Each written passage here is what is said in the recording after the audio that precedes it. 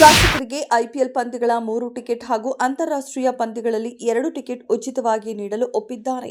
ಅಂತಾರಾಷ್ಟ್ರೀಯ ಪಂದ್ಯಗಳಲ್ಲಿ 2 ಹೆಚ್ಚುವರಿ ಟಿಕೆಟ್ ಅನ್ನು ಖರೀದಿಸಲು ಅವಕಾಶ ನೀಡಲಾಗಿದೆ ಎಂದು ಡಿಕೆ ಶಿವಕುಮಾರ್ ಮಾಹಿತಿ ನೀಡಿದರು. ರಾಜ್ಯದ ವಿವಿಧೆಡೆ ಕಾಡಾನೆಗಳ ಹಾವಳಿ ಮಿತಿಮೀರಿದ್ದು ಸಾರ್ವಜನಿಕರು ಆತಂಕಕ್ಕೊಳಗಾಗಿದ್ದಾರೆ. ಮೈಸೂರಿನ ನುಗ್ಗು ಜಲಾಶಯದ ಬಳಿ ಆನೆಗಳ ಹಿಂಡು ಅರಣ್ಯ ಇಲಾಖೆಯ ಜೀಪನ್ನೇ ಜಖಂಗೊಳಿಸಿದ್ದು ಸಿಬ್ಬಂದಿ ಪ್ರಾಣಾಪಾಯದಿಂದ ಪಾರಾಗಿದ್ದಾರೆ. ರಾಜ್ಯದ ವಿವಿಧ ಸರ್ಕಾರಿ ಇಲಾಖೆಗಳು ಹಾಗೂ ನಿಗಮ ಮಂಡಳಿಗಳಲ್ಲಿ ಹೊರಗುತ್ತಿಗೆ ಆಧಾರದ ಮೇಲೆ ಕಾರ್ಯನಿರ್ವಹಿಸುತ್ತಿರುವ ಲಕ್ಷಾಂತರ ನೌಕರರಿಗೆ ರಾಜ್ಯ ಸರ್ಕಾರವು ಬಿಗ್ ಶಾಕ್ ನೀಡಿದೆ. ಟೆಂಡರ್ ಅಥವಾ ಒಪ್ಪಂದದ ಅವಧಿ ಮುಗಿದ ಮರುಕ್ಷಣವೇ ಅಂತಹ ಸಿಬ್ಬಂದಿಯನ್ನ ಯಾವುದೇ ಮುನ್ಸೂಚನೆ ಇಲ್ಲದೆ ಕೆಲಸದಿಂದ ಬಿಡುಗಡೆಗೊಳಿಸುವಂತೆ ಕಟ್ಟುನಿಟ್ಟಿನ ಆದೇಶ ಹೊರಡಿಸಲಾಗಿದೆ. ರಾಜ್ಯದ ಸರ್ಕಾರಿ ಮತ್ತು ಅನುದಾನಿತ ಶಾಲಾ ಕಾಲೇಜು ವಿದ್ಯಾರ್ಥಿಗಳ ಹಾಜರಾತಿಯನ್ನ ಆಧರಿತ ಮೊಬೈಲ್ ಅಪ್ಲಿಕೇಶನ್ ಮೂಲಕ ದಾಖಲಿಸುವ ನಿರಂತರ ಕಾರ್ಯಕ್ರಮ ಅನುಷ್ಠಾನಕ್ಕೆ ನಿಗದಿತ 2.83 ಕೋಟಿ ರೂಪಾಯಿ ಅನುದಾನ ಬಿಡುಗಡೆಗೆ ಸರ್ಕಾರ ಅನುಮೋದನೆ ನೀಡಿದೆ. ಬೆಂಗಳೂರು ಅಭಿವೃದ್ಧಿ ಪ್ರಾಧಿಕಾರದ ಬಹುನಿರೀಕ್ಷಿತ ಬೆಂಗಳೂರು ಬಿಸಿನೆಸ್ ಕಾರಿಡಾರ್ ಯೋಜನೆಗೆ ಸಂಬಂಧಿಸಿದಂತೆ ತುಮಕೂರು ರಸ್ತೆ ಮತ್ತು ನಗರದ ಹೊರವಲಯದಲ್ಲಿರುವ ಬಳ್ಳಾರಿ ರಸ್ತೆ ಸಂಪರ್ಕಿಸುವ 19.80 ಕಿಲೋಮೀಟರ್ ಉದ್ದದ ಯೋಜನೆಯ ನಿರ್ಮಾಣಕ್ಕಾಗಿ ಜಾಗತಿಕ ಟೆಂಡರ್ ಆಹ್ವಾನಿಸಿದೆ. ರಸ್ತೆ ಸಾರಿಗೆ ನಿಗಮಗಳಿಗೆ ಸದ್ಯ ಡೀಸೆಲ್ ಕೊರತೆಯ ಸಮಸ್ಯೆ ಇಲ್ಲ ಎಂದು ಸಾರಿಗೆ ಸಚಿವ ರಾಮಲಿಂಗಾರೆಡ್ಡಿ ತಿಳಿಸಿದರು.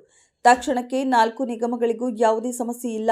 ಯುದ್ಧ ಹೀಗೆಯೇ ಮುಂದುವರೆದರೆ ಸಮಸ್ಯೆ ಆಗಬಹುದು ಎಂದರು. ಸೈನಿಕರು ಗಡಿಯಲ್ಲಿ ಹೋರಾಡುವುದರ ಜೊತೆಗೆ ತಮ್ಮ ಹಕ್ಕುಗಳಿಗಾಗಿ ಕಾನೂನು ಹೋರಾಟ ಮಾಡಬೇಕಾದ ಪರಿಸ್ಥಿತಿಯನ್ನ ದೇಶ ತಂದೊಡ್ಡಬಾರದು.